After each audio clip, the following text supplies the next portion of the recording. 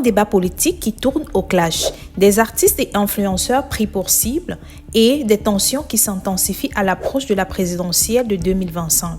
Que se passe-t-il exactement sur la toile camerounaise? Tout commence avec une interview. Ce 12 février, le professeur Maurice Kamto, président du parti MRC et arrivé deuxième à la présidentielle de 2018, était invité par l'animateur Valérie Ndongo. Un entretien centré sur sa vision du Cameroun et son plan d'action s'il remportait l'élection de 2025.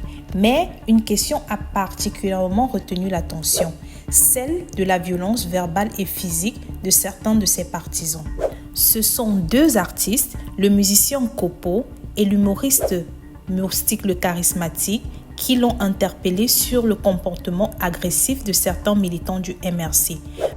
Salut professeur Maurice Kamto, j'aurais du mal avec le vouvoiement, donc permettez que je vous tutoie parce que vous êtes un aîné, un brillant professeur, un grand Camerounais. Et voilà, moi j'aime tutoyer les gens quand j'estime que je peux me permettre de la liberté avec eux. Félicitations pour votre deuxième place à l'élection présidentielle de 2018.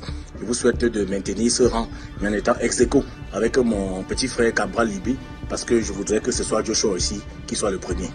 Alors ma question est toute simple.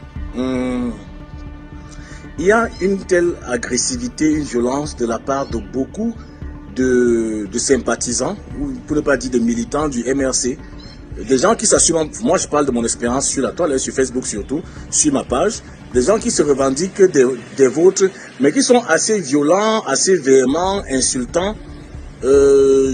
Pourquoi est-ce que, à moins que je n'ai raté ça, pourquoi est-ce que vous ne faites pas une sortie ferme? Je ne vous ai jamais vu frapper du poing sur la table pour dire stop à tout ça, vous désolidarisez de ces gens. Voilà quoi, je trouve que ça ne sert pas votre mouvement, ça ne sert pas votre idéologie. En cette année électorale, si vous pouvez dire à vos militants, à vos sympathisants, de parler aux gens avec respect, avec courtoisie, ça pourrait, à mon humble avis, soigner la forme. Puisque le fond, non, soigner la forme, pour ne pas dire n'importe quoi. Vraiment, j'aimerais que vous frappiez du poing sur la table, que vous fassiez une sortie médiatisé, monétisé sur la toile, diffusé dans tous les grands médias, traditionnels ou anciens, traditionnels ou nouveaux, pour dire à vos sympathisants, à vos militants d'être moins injurieux et de débattre et non combattre. Voilà. Et Botan, c'était votre petit frère et jeune compatriote Kopo. L'Agence nationale pour l'intégration sociale, le PENIS. Je voudrais vous poser une question, chers collègues. Je vois beaucoup de batailles, parfois des batailles de chiffonniers violentes avec des personnes qui sont contre celles qui pensent contre la résistance. Je vois un déploiement de vos militants ou peut-être de vos militaires ou alors des sympathisants brandissant votre nom et celui de votre parti. Quel est votre comportement face à cela? Vous n'êtes pas gêné? Vous ne vous sentez pas coupable, responsable? Qu'est-ce que vous êtes prêt à faire pour que la bataille électorale soit une bataille saine, tout en respectant les droits des uns et des autres, sans avoir des fusions vraiment... Parce que moi, je suis opposant, mais c'est compliqué. Moi, j'ai peur. Vous allez faire la prison. Moi, si je n'ai pas, je vais faire comment? Donc, chers collègues, comment est-ce que vous faites pour discipliner vos troupes? Beaucoup de courage et j'espère que je vais vous battre aux élections.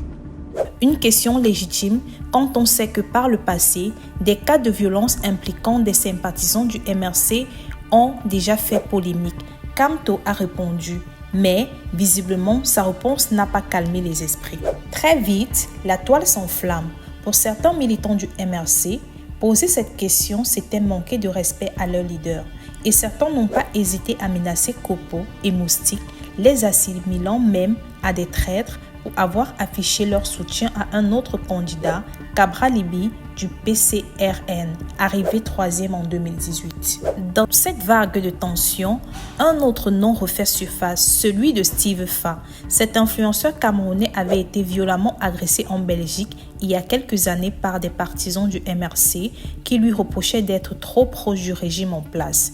Roué de coups, couvert de farine et d'injures, et garde aujourd'hui encore des séquelles physiques et morales de cette attaque. Steve Fa a réagi en dénonçant une fois de plus les dérives violentes de certains membres du MRC. Il a affirmé qu'il ne votera jamais pour le parti de Maurice Kamto tant que ce type d'intimidation existera. Mais ce sont les gens de la basse MRC qui ont tué ces enfants. Après ça, j'étais très fier de voir enfin les enfants repartir à l'école. Car eux aussi ont droit à l'éducation. Mais ce que je ne savais pas, c'est que les gens de la basse MRC étaient en train de cotiser pour acheter les armes afin d'envoyer aux Ambazoniens. Que chacun de nous dépose sa collecte. Voici ma part. Nous allons acheter les armes pour envoyer en Ambazonie. Que chacun de nous dépose sa part. Que chacun de nous, que chaque personne qui est ici cotise. Les enfants sont allés à l'école. Ils ont été assassinés froidement. Comme si c'était un péché pour un parent d'envoyer son enfant à l'école. Comme si ces enfants ne méritaient pas eux aussi d'avoir un bel avenir comme les leurs. Ils ont célébré les criminels. Nous devons créer des possibilités de contact direct avec Field Marshal.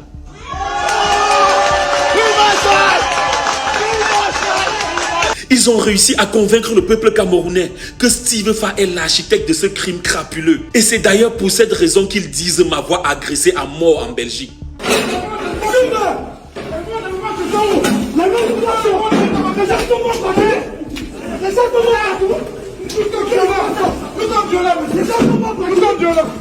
Mon engagement politique est né après cette agression, si vous voulez savoir. Et pour ceux qui pensent que je m'acharne sur le MRC, j'aimerais dire oui, c'est un acharnement. Et j'ai déjà été clair sur mon vote en 2025. Il y a quelque temps, moi je voyais deux partis politiques sérieux, le MRC et le RDPC. Depuis que j'ai été agressé en Belgique, moi je ne vois plus que le RDPC. Donc moi, honnêtement, si je dois voter pour un parti politique cette année, honnêtement, moi je vais voter la tranquillité. Tel est mon choix et vous n'êtes pas obligé de me suivre, mais vous devez le respecter. Vous allez le respecter. C'était ma dernière prise de parole pour vous donner un avant-goût de ce à quoi ressemblera 2025. Parce que mon challenge cette année sera de tout mettre en œuvre pour barrer la route à un parti de criminels. Cette affaire divise profondément l'opinion. D'un côté, les partisans du MRC dénoncent ce qu'ils considèrent comme une campagne de diabolisation de leur parti. De l'autre, de nombreux observateurs s'inquiètent d'un climat de plus en plus agressif à l'approche des élections. En 2018, Maurice Kamto avait dénoncé des fraudes et s'était autoproclamé vainqueur de l'élection. Son parti a depuis été au centre de plusieurs tensions politiques, notamment avec des manifestations réprimées par le gouvernement. Alors, la question se pose, cette escalade de tensions peut-elle être apaisée avant la présidentielle de 2025? Maurice Kamto peut-il réellement calmer ses partisans?